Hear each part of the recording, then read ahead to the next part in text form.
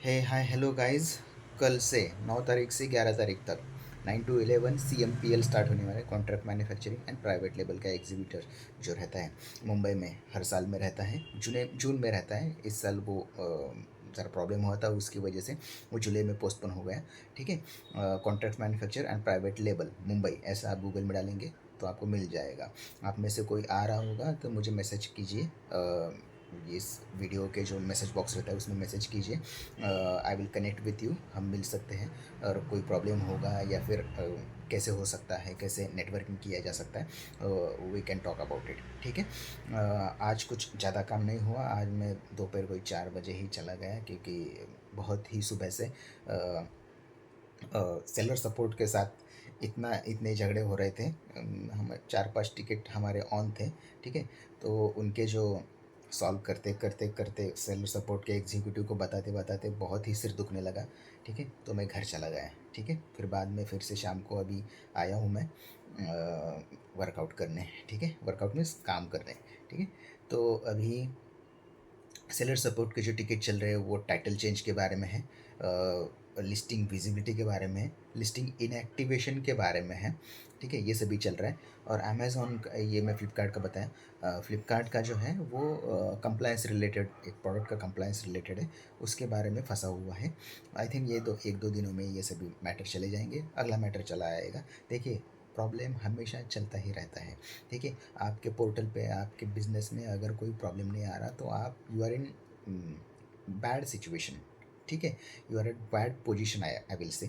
ठीक है। आपको अगर प्रॉब्लम आ रहा है तो तुम, दैट मीन्स आप ग्रो कर रहे हो। ठीक है। प्रॉब्लम नहीं आ रहा मीन्स आप ग्रो नहीं कर रहे हो, आप स्टैग्नेंट हो। देखो, हमेशा ही ग्रोथ कैलकुलेट की जाती है। टीवी पे आप देखो, कहीं पे भी देखोगे, हमेशा जीडीपी बोला जाता है। जीडीपी जीडीपी जीडीपी रेट इतना हो गया। रेट क्यों बोला जाता है पता है आपको? क्योंकि यहाँ पे सभी कैलकुलेशन कैसे किया जाता है, आप कितने रेट से बढ़ रहे हो, मंथ ऑन मंथ कैसे बढ़ रहे हो, ईयर ऑन ईयर कैसे बढ़ रहे हो। आपको बढ़ना है, आपको स्टैग्नेंट नहीं करना। आप बोलेंगे कि मेरे दिन के 10 ऑर्डर आते हैं, मुझे सफिशेंट है, मैं ये यहाँ पे रहता हूँ, गांव में रहता हूँ और मुझे दिन के 10 ही ऑर्डर आ रहे हैं, तो I am happy about it. इतना मेरा फ़ायदा हो रहा है, सपोज़ 500 रुपये मेरा फ़ायदा हो रहा है, आई एम हैप्पी। तो ऐसा कभी भी नहीं चलता। एक कॉम्पिटिटर आ गया, एक प्रोडक्ट आपका ठुक गया, आपका सभी प्रोडक्ट डाउन हो जाता है। ठीक है। ऐसा नहीं करने का, हमेशा बैकअप प्लान रखने का, प्लान भी रखने का। That mean not the case कि आपका प्लान ए जो है वो फेल ही होने वाला है, या फिर आप बहुत ही निगेटिव विचार करते हो, ऐसा कभी नहीं सोचने का। Plan B means you must always calculate worst case scenario. देखिए, मैं जो इंडस्ट्री में था वो बहुत ही पेसिमिस्टिक इंडस्ट्री है। वहाँ पे लोगों की कॉस्ट की बहुत वैल्यू रहती है। ज़रा भी इधर उधर हुआ तो लोगों की जान भी चली जाती है। ऐसे इंडस्ट्री में था मैं। तो हमको हमेशा ऐसा सिखाया जाता है कि वर्स्ट केस सिनेरियो कैलकुलेट करो। वर्स्ट केस सिनेरियो क्या मीन्स, ऐसा अगर करोगे तुम, कुछ चीज़ है, ऐसा अगर करोगे तुम, तो बुरे से बुरा क्या होगा तुम्हारे साथ। ठीक है। मीन्स प्रोडक्ट के साथ, या फिर प्रोसेस के साथ, या फिर बिजनेस के साथ, ऐसा हमको सिखाया जाता था। Worst case scenario, do not calculate the best case scenario, always calculate the worst case scenario, और उसके हिसाब से ही हमेशा चला कीजिए। ठीक है। प्रोडक्ट के बारे में, लिस्टिंग के बारे में, बिजनेस स्ट्रैटेजी के बारे में, हमेशा ही इन जनरल लाइफ के भी बारे में मैं आपको बताऊंगा कि वर्स्ट केस सिनेरियो कैलकुलेट किया कीजिए। देखिए, एक छोटी सी बात बताता हूँ, ई कॉमर्स रिलेटेड या फिर बिजनेस रिलेटेड, ये नहीं, आपको इन जनरल भी समझ में आएगा कि आपका पर्सपेक्टिव टुवर्ड्स लाइफ कैसा होना चाहिए। ठीक है। टर्म इंश्योरेंस जो रहता है, टर्म इंश्योरेंस क्या रहता है, गुड केस सिनेरियो नहीं रहता। Term insurance is the worst case scenario. ठीक है। नॉर्मल मनी बैक इंश्योरेंस कभी मत कीजिए। ठीक है। मनी बैक इंश्योरेंस का ज़्यादा कमीशन जो एजेंट है उसको जाता है, इसलिए वो आपको चेपता है। आप हमेशा टर्म इंश्योरेंस लिया कीजिए। ठीक है। टर्म इंश्योरेंस में क्या रहता है, आप अगर कचक गए ऊपर तो ही आपके फैमिली को पैसा मिलेगा। ऐसा ही टर्म इंश्योरेंस, क्योंकि आप जब तक हो, आपकी फैमिली को कोई ज़रूरत नहीं है, आप पैसा कमा रहे हो। ठीक है। जब तक आप हो तब तक आपके फैमिली को कोई टच भी नहीं कर सकता, उनको पैसे की ज़रा भी ज़रूरत नहीं है। ठीक है। ये आप ध्यान में रखिए। आप जब जाओगे ऊपर तब आपके फैमिली को ज़रूरत है, तब आपको फैमिली को पैसे की ज़रूरत है, इसलिए टर्म इंश्योरेंस लीजिए। मैंने 4 टर्म इंश्योरेंस लिए हुए हैं। ठीक है। कौन सा? मैक्स लाइफ लिया हुआ है, फिर LIC लिया हुआ है, HDFC लिया हुआ है, ICICI लिया हुआ है, 4 टर्म इंश्योरेंस लिए हैं, ठीक है, अलग अलग कंपनी के 4 टर्म इंश्योरेंस। अगर एक ने टर्म इंश्योरेंस नहीं दिया तो दूसरी देगी, ठीक है, इसके हिसाब से हमने लिया है। इस एक के ऊपर ज़्यादा भरोसा नहीं करते हम लोग, ठीक है। किसी क्लेम में अगर प्रॉब्लम आ गया तो दूसरे का करेंगे। हेल्थ इंश्योरेंस एक ही कंपनी का रखा है, ज़्यादा कंपनियों का नहीं रखा, क्योंकि ऐसा नहीं रहता, आप अगर मर गए तो चारों आपको कर देगी, ठीक है, पैसा दे देगी। लेकिन हेल्थ का ऐसा नहीं रहता। हेल्थ में आप एक ही कंपनी से पैसा ले सकते हो, 4 कंपनी से पैसा नहीं ले सकते एक ट्रीटमेंट के लिए, ठीक है। तो हेल्थ इंश्योरेंस एक ही होना चाहिए। वो भी मैंने HDFC का लिया हुआ है, अच्छा है, 30 लाख का है अभी तक, तो 30 लाख का है। मे बी अगले साल और उसके अगले साल तक तो का मैंने पे कर दिया है ऑलरेडी, तो उससे अगले साल I will make it of 50 lakh, ठीक है। तो आप भी वर्स्ट केस सिनेरियो हमेशा कैलकुलेट किया कीजिए। बिजनेस में भी किसी भी लिस्टिंग में अगर कोई लिस्टिंग आपका लो परफॉर्म करता होगा तो उसकी डुप्लीकेट लिस्टिंग बनाइए और इनएक्टिव में डालिए या फिर आर्काइव में डालिए। ऑन मत रखिए, एक्टिव मत रखिए, ठीक है, क्योंकि आपका उसका स्केलर स्कोर कम हो जाएगा। अकाउंट की जो वैल्यू है, हेल्थ है, वो कम हो जाती है जब आउट ऑफ स्टॉक आप करके रखते हो, ठीक है। तो इनएक्टिव में या फिर आर्काइव में डालिए एज अ बैकअप प्लान, उसको ग्रीम कीजिए। जैसे कैसा रहता है पता है क्या, मैंने आपको कल ही बताया, एस भी लगाया। सिंगुलर और प्लूरल का भी फ़र्क पड़ता है ई कॉमर्स में, कीवर्ड सर्च में।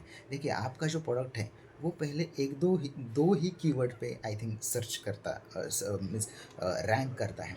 आपने इवन इफ़ आपने 5 कीवर्ड डाले, फिर भी आपका जो प्रोडक्ट है वो पहले 2 या 3 इसके ऊपर ही रैंक करता है। चौथा पाँचवा मुझे तो लगता नहीं है, इतने साल के एक्सपीरियंस से, कि उसके ऊपर कभी रैंक करता है, ठीक है। आपका जो टाइटल है और आपका जो कीवर्ड है उसके ऊपर ही वो रैंक करता है, ठीक है।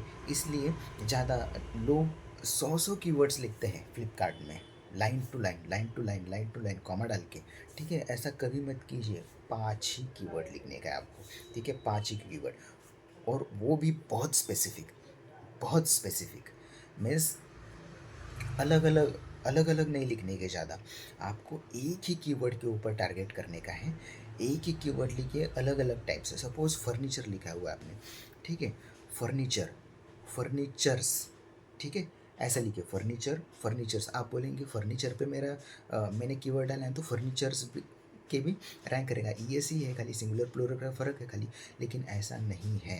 ये मैं फ्लिपकार्ट के बारे में बात कर रहा हूँ, अमेज़न के बारे में। Amazon is all together different game. Amazon वो कैलकुलेट करता है ES, वो सिंगुलर प्लूरल का ज़्यादा प्रॉब्लम नहीं है उसका, ठीक है। लेकिन फ्लिपकार्ट के बारे में है, तो कॉन्सेंट्रेट कीजिए। कीवर्ड के बारे में भी आप to the point category calculate कीजिए। To the point category, furnitures means chair for childrens chair, ऐसा लिखिए, chair for childrens chair, childs chair, ऐसा करके एक कैटेगरी को पूरा कैप्चर कीजिए। 5 वर्ड टू द पॉइंट चाहिए उस कैटेगरी को टारगेट करने के लिए, दूसरे कीवर्ड्स नहीं चाहिए। फर्नीचर के ऊपर अगर चेयर है तो फर्नीचर टारगेट मत कीजिए, बहुत ब्रॉड कैटेगरी हो जाएगी, आपका पैसा फूक जाएगा, ठीक है, ऐड का जो है या फिर कहीं पे भी से आपका जो प्रोडक्ट है वो पॉपअप होने लगेगा। फर्नीचर मत कीजिए, टेबल मत कीजिए, ये मत कीजिए। चिल्ड्रन एंड चेयर, ये 2 वर्ड में ही खेल लीजिए पूरा, 5 कीवर्ड्स जो है वो आपको जो खेलने हैं वो खेलिए, ठीक है। टू द पॉइंट मार्केटिंग कीजिए, टू द पॉइंट कीवर्ड रखिए, कम से कम लिस्टिंग रखिए। देखिए, मैं हमेशा बोलता हूँ लिस्टिंग बहुत कम रखिए, 11 12 10 10 to 15, ज़्यादा से ज़्यादा मैं तो बोलता हूँ 10 12 ही खाली रखो लिस्टिंग, मीन्स 10 12 ही प्रोडक्ट आपके ऊपर होने चाहिए। SKU ज़्यादा मत रखिए। आप बोलेंगे कि मेरा ये कलर रहता है, ग्रीन रहता है, रेड रहता है, ये रहता है, वो रहता है, वो ठीक है, मैं उनकी बात नहीं कर रहा हूँ, मैं प्रोडक्ट की बात कर रहा हूँ, ठीक है। आपका प्रोडक्ट एक ही रहना चाहिए, ठीक है। सपोज चेयर है तो प्रोडक्ट एक ही रखो, चेयर, फिर उसके अंदर वेरिएशन, रेड ये वो साइज़ के हिसाब से वो अलग आएगा, ठीक है, वो वेरिएशंस में आएगा, वो अलग नहीं करने का लिस्टिंग। बहुत लोग ये करते हैं कि अलग लिस्टिंग बनाते हैं, क्यों अलग लिस्टिंग बनाने की, वही लिस्टिंग में वेरिएशंस में डालो, ठीक है। उसके ऊपर रिव्यूज़ आएंगे तो सबके ऊपर रिव्यू आएंगे, छोटी चेयर को जो रिव्यू आएगा वो बड़ी चेयर को भी दिखेगा, ठीक है। आपका पैसा बहुत गुना बच जाएगा। सब कुछ मैटर जो है वो रिव्यूज़ के ऊपर है और उसकी जो विजिबिलिटी के ऊपर है। एक अगर विजिबल हो गया, एक प्रोडक्ट रैंक हो गया उसका, ठीक है, वेरिएशन का, तो सभी के सभी सभी जो 5-6 जो वेरिएशंस है उसके, वो रैंक करने लगते हैं अपनी अपनी सब कैटेगरीज़ में। सब कैटेगरीज़ में जो वेरिएशन रहेगा, लार्ज एक्सेल जो भी जो रहेगा, कुछ भी आपकी कैटेगरी से हिसाब से वो रैंक करने लगता है। तो हमेशा स्पेसिफिक होइए, ठीक है, कम से कम प्रोडक्ट लाइए, कम से कम एसकेयू कीजिए, कम से कम वेरिएशन रखिए, कंसंट्रेशन कीजिए, उसके ऊपर ही मार्केटिंग कीजिए, उसके ऊपर जो आपके दोस्त को करके जो आप मैं हमेशा बताता हूँ वो कीजिए, रिव्यूज़ लाइए, ठीक है। ऐसे करके एक ही प्रोडक्ट को रैंक कीजिए, 100 प्रोडक्ट मत बनाइए, ठीक है। सेल सीज़न आ रहा है, मैनेजर्स आपके पीछे लगेंगे कि लिस्टिंग बढ़ाओ, लिस्टिंग बढ़ाओ, नई लिस्टिंग बनाओ, क्योंकि उनको दिखाने का रहता है, ये देखो मेरा जो सेलर है, मेरा जो बास्केट का जो सेलर है, उसने इतने 500 लिस्टिंग बनाए, चलो रिवॉर्ड्स दो मुझे। ऐसा रहता है मैनेजर्स में। तो आपने ऐसा कभी भी नहीं करने का, लिस्टिंग वही रखने की, उसके ऊपर ही रिव्यू लाने के, उसके ऊपर ही रैंक करने का, ठीक है। तो ये सबसे इम्पोर्टेंट है। आप कम से कम प्रोडक्ट रखोगे, कम से कम एसक्यू रखेंगे ना, देखो प्रोडक्ट कम रखो, उसका क्वांटिटी आपके पास लाओ, ठीक है।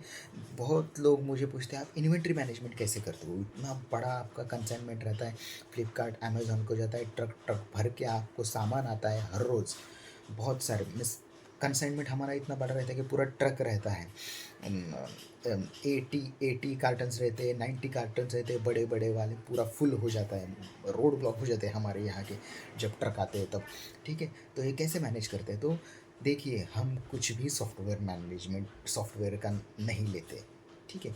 हमने एसके हमारे बहुत ही कम रखे, प्रोडक्ट ही 10 हैं, ठीक है।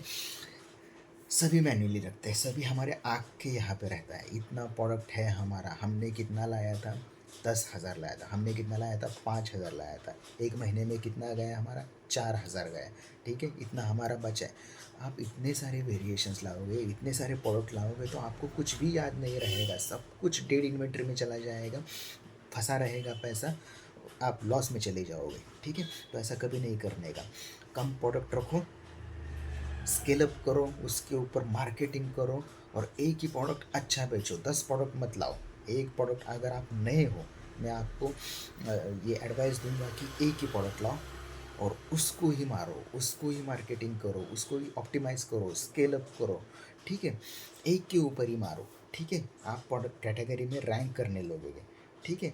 इन्वेंट्री में आपका पैसा खर्च नहीं होगा, वो जो आपका मैन्युफैक्चरर है वो आपको कम पैसे में प्रोडक्ट देने लगा, क्योंकि पहले तो आप 400-500 ही लेते थे, अभी 10-10 हज़ार क्वान्टिटी उठाते हो तो उसको भी अच्छा लगेगा, ठीक है।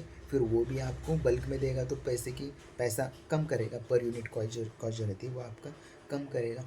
एक ही प्रोडक्ट रहेगा तो आपको मार्केटिंग करने को भी कोई प्रॉब्लम नहीं रहेगा, आप जब वेबसाइट बनाओगे तो उसमें भी ज़्यादा प्रॉब्लम नहीं रहेगा, ठीक है। एक ही प्रोडक्ट लाओ और प्रीमियम करो प्रोडक्ट को, हमेशा प्रोडक्ट जो कॉस्ट रहती है वो हमेशा प्रीमियम रखो, सस्ते में मत बेचो। सस्ता, मैं हमेशा कस्टमर से बात करता हूँ, वो बोलते हैं कि सस्त जो मेरा इंटरप्रिटेशन जो निकलता है वो बोलते हैं कि सस्ता है तो घटिया है, सस्ता है तो क्वालिटी अच्छी नहीं, सस्ता है तो डुप्लीकेट है। हमेशा प्रोडक्ट की कॉस्ट कॉम्पिटिटर से सेम रखो या फिर उसके ऊपर रखो, हमेशा हमेशा कस्टमर ये सोचेगा कि इसकी प्रोडक्ट की कॉस्ट ज़्यादा है, मीन्स ये प्रोडक्ट अच्छा है।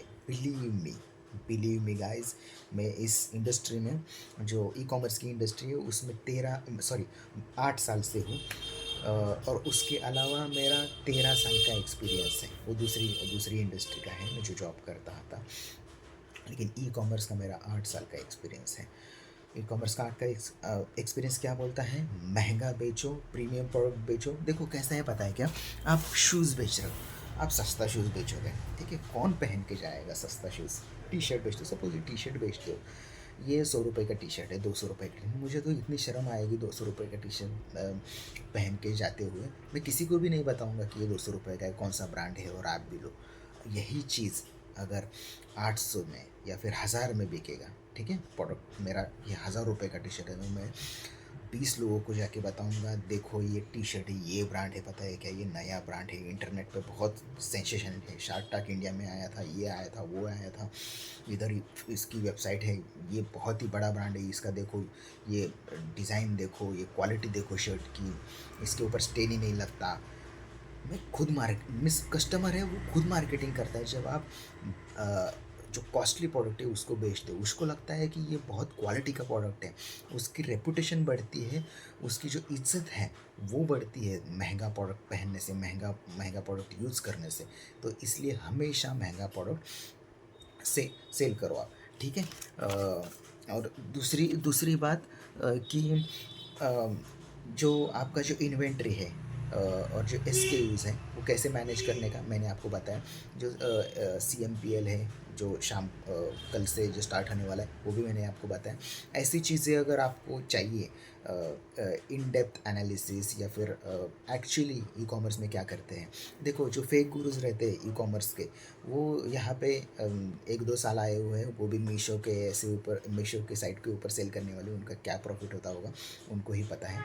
लेकिन आपको अगर जेन्युइन ई कॉमर्स के बारे में जानना हो, कैसे करना है एक्चुअल में देखो प्रॉफिटेबल है, फूकने वाला काम नहीं करेंगे, पैसा फूकने वाला काम नहीं करेंगे, ठीक है। फादर से पैसा लेके फूकने का नहीं है पैसा, ठीक है, या कि दूसरों को दिखाने के लिए नहीं बिजनेस करने का, अपने को प्रॉफिट के लिए पैसा कमाने का है। पर प्रोडक्ट मेरा प्रॉफिट आने वाला है।